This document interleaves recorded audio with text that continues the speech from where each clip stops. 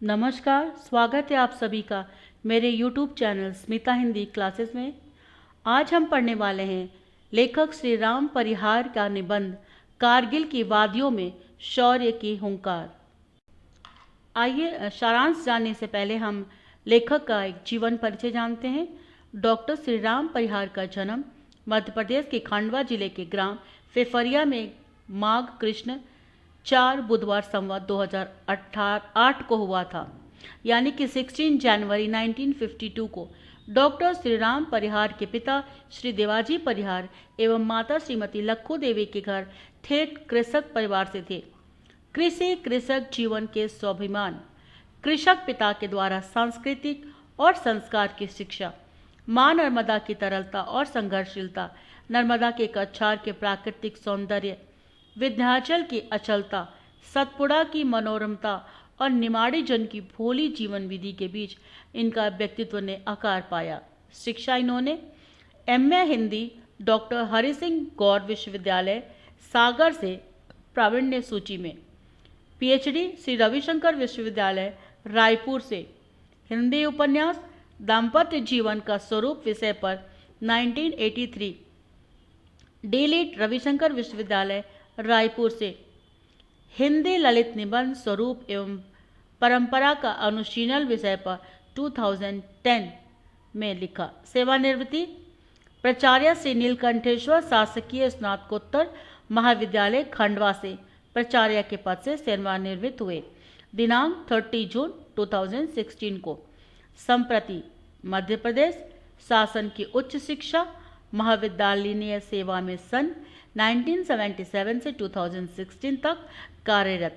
श्री नीलकंठेश्वर शासकीय स्नातकोत्तर महाविद्यालय खंडवा से प्राचार्य के पद से 30 जून 2016 को सेवानिवृत्त हुए। हर क्षेत्र में इन्होंने अपनी लेखनी चलाई, जो कि बहुत अनगिनत है। आइए निबंध का सारांश देखते हैं। इस निबंध में भारत और पाकिस्तान के बीच के तनाव और शांति की जद्दोजहद को दर्शाया गया है। यह लेख भारत पाकिस्तान संबंधों और उनके बीच के समझौतों की समीक्षा करता है। विशेष रूप से शिमला और लाहौर समझौतों पर ध्यान केंद्रित करता है। लेख में भारतीय प्रधानमंत्री की मोटर यात्रा का वर्णन है, जिसमें मित्रता की गंगाजल लेकर दो देशों के बीच पुराने बैर को धोने की आशा की गई है। लेकिन लेखक ने इस यात्रा के साथ साथ पाकिस्तान की उग्रता और उसके द्वारा की गई घुसपैठ की आलोचना की है। लेखक ने भारत की शांतिप्रिय विदेश नीति और अहिंसात्मक दृष्टिकोण की सराहना की है और यह बताया है कि भारत ने कभी किसी का माल नहीं छीना और हमेशा शांति के गीत गाए हैं। उन्होंने भारतीय परंपरा की रक्षा और शस्त्र और शास्त्र के संतुलन की महत्वपूर्णता को रेखांकित किया है। भारत की शांति और सौहार्द की दिशा में किए गए प्रयासों के बावजूद लेखक ने यह भी चेतावनी दी है कि युद्ध और तनाव दोनों देशों की समृद्धि और सुरक्षा को खतरे में डालते हैं। अंत में लेखक ने शांति और समझौते की आवश्यकता पर जोर दिया और आशा व्यक्त की कि सभी देश मिलकर संघर्षों को समाप्त करेंगे और एक शांतिपूर्ण भविष्य की दिशा में कदम बढ़ाएंगे। लेखक ने युद्ध की अराजकता और अस्थिरता के खिलाफ चेतावनी दी है और भारत की मितभाषिता और धैर्य की सराहना की है। उन्होंने यह आशा व्यक्त की है कि पाकिस्तान और अन्य देशों की शांति विरोधी हरकतें समाप्त होंगी और सभी देश एक साथ मिलकर समृद्धि की ओर बढ़ेंगे। अंत में उन्होंने प्राकृतिक और मानवता की रक्षा के लिए शांति और समझौते के मार्ग पर चलने की अपील की है, ताकि सभी जीवों और राष्ट्रों की सुरक्षा और विकास सुनिश्चित हो सके। लेख में भारत की शांति की नीति और उनकी नीयत को सकारात्मक रूप से चित्रित किया गया है। भारत की संस्कृति, उसकी आदर्श विदेश नीति और युद्ध के प्रति उसकी सतर्कता की सराहना की गई है। भारत ने कभी किसी से जमीन नहीं छीनी, ना ही किसी का माल दबाया। उसने शांति और सौहार्द के गीत गाए हैं और हमेशा सांस्कृतिक समन्वय की ओर अग्रसर रहा है। कहानी के अंत में लेखक ने भारत की शांति और सह अस्तित्व की आदतों की सराहना की है और बताया है कि भारत ने हमेशा अपने पड़ोसियों के साथ दोस्ती और सहयोग की ओर अक्सर रहने की कोशिश की है। उन्होंने यह भी कहा है कि भारत की परंपरा में शस्त्र और शास्त्र दोनों का संतुलन बनाए रखना सबसे महत्वपूर्ण है।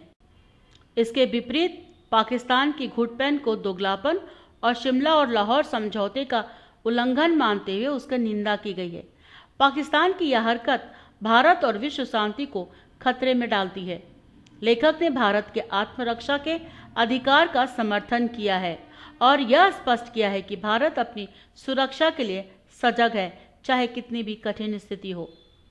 लेख का अंत रामचरितमानस के एक प्रसंग के माध्यम से किया गया है, जिसमें जटायु की वीरता और राम की शक्ति को दर्शाया गया है।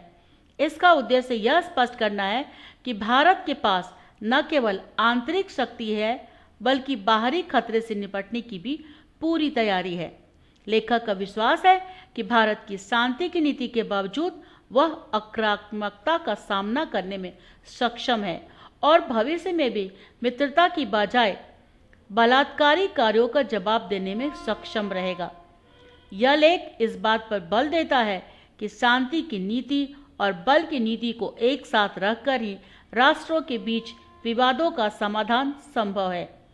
भारत के अनुभव और इतिहास इस बात का गवाह है कि उसने हमेशा शांति की राह अपनाई है, लेकिन स्वयं की रक्षा के लिए किसी भी हद तक जा सकता है। एक अंकीय प्रश्न उत्तर। भारत के प्रधानमंत्री मित्रता का गंगाजल किस स्थान पर ले जाते हैं? लाहौर।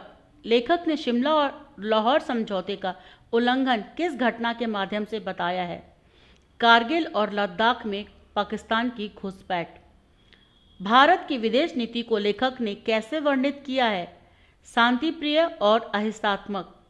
भारत के शस्त्र और शास्त्र का संतुलन किस संदर्भ में चर्चा की गई है? आत्मरक्षा और शांति बनाए रखने में। लेखक ने शांति और संघर्ष के बारे में क्या अपेक्षा की है? संघर्षों को समाप्त करने की अपील। लेखक ने पाकिस्तान की घुसपैठ को किस रूप में वर्णित किया है? शैतानियत और दोगलेपन के रूप में। कारगिल की स्थिति के संदर्भ में लेखक ने किस ऐतिहासिक प्रसंग का उल्लेख किया है? जटायु और रावण के युद्ध का प्रसंग। Next question. भारत की सुरक्षा और आत्मरक्षा के लिए लेखक ने कौन कौन सी शक्तियां स्वीकार की है? आंतरिक चेतना और बाह्य सैन्य शक्ति। लेखक ने भारत की शांति नीति की कौन सी विशेषताओं को सराहा है? अहिंसा और विश्व के सभी राष्ट्रों के साथ मिलजुल कर रहने की स्वतंत्रता। लेखक ने किस प्रकार की परिस्थितियों को भारत को अपना रुख तय करने की आवश्यकता बताई है? युद्ध और घुसपैठ। कारगिल की वादियों में शौर्य की हुंकार। इस निबंध के लेखक का नाम क्या है? श्री राम परिहार। कोई भी राष्ट्र क्या नहीं चाहता? हारना। सप्रसंग व्याख्या करें। सीता हरण तात जनी, कहूँ पिता सन जाई, जो मैं राम तकुल सहित, कहीं दसानन आई। संदर्भ। हमारे पाठ्यपुस्तक गद्य संगम के पाठ कारगिल के वादियों में शौर्य की हुंकार से लिया गया है और जिसके लेखक श्री राम परिहार जी हैं।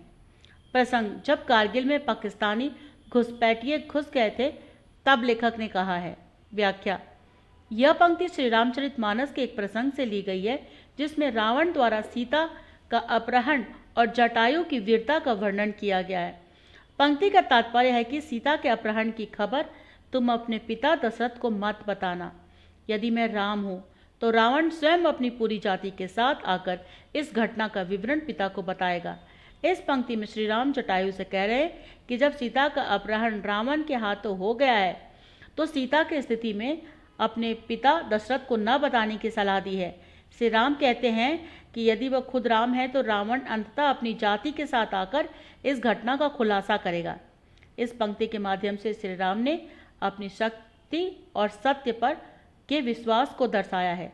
वे जटायु को आश्वस्त कर रहे हैं कि सत्य और न्याय की विजय सुनिश्चित है और रावण स्वयं सीता के अपहरण की कहानी बताएगा। यह दर्शाती है कि राम अपनी शक्ति और नैतिकता पर कितना विश्वास रखते हैं। विशेषता। ये कारगिल के घुसपैठिए से तुलना किया गया है। टिप्पणी लेखन। कारगिल की वादियों में शौर्य की हुंकार।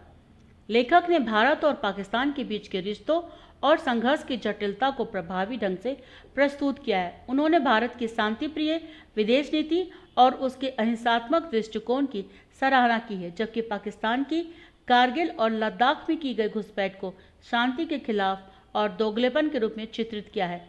लेखक ने भारतीय परंपरा और संस्कृति की गहराई से चर्चा की है, विशेष रूप से शस्त्र और शास्त्र के संतुलन के आवश्यकता को रेखांकित किया है। वह यह स्पष्ट करते हैं कि भारत ने हमेशा शांति और सौहार्द को प्राथमिकता दी है और संघर्षों के समाधान के लिए एक स्थिर और संजीदा दृष्टिकोण अपनाया है। शांति और समझौते की आवश्यकता पर जोर देते हुए लेखक ने उम्मीद जताई है कि संघर्षों के बावजूद दोनों देश एक साथ मिलकर एक बेहतर और शांतिपूर्ण भविष्य की दिशा में कदम बढ़ाएंगे। उनके विचार यह दर्शाते हैं कि किसी भी राष्ट्र की संप्रभुता और शांति को बनाए रखना महत्वपूर्ण है और यह केवल संवाद और समझौते के माध्यम से ही संभव है। तो छात्रों, इस तरह से कारगिल की वादियों में शौर्य की हुंकार पाठ यहीं पर समाप्त होता है। उम्मीद करती हूँ कि आपको ये पाठ पसंद आया होगा और अगर सच में आपको ये पाठ यूज़फुल लगता है तो प्लीज़ मेरे चैनल को सब्सक्राइब, लाइक, कमेंट, शेयर करना ना भूलें। वीडियो देखने के लिए आपका धन्यवाद और बेल आइकन दबा लें ताकि मेरे नए वीडियो की जानकारी आपको सबसे पहले मिले।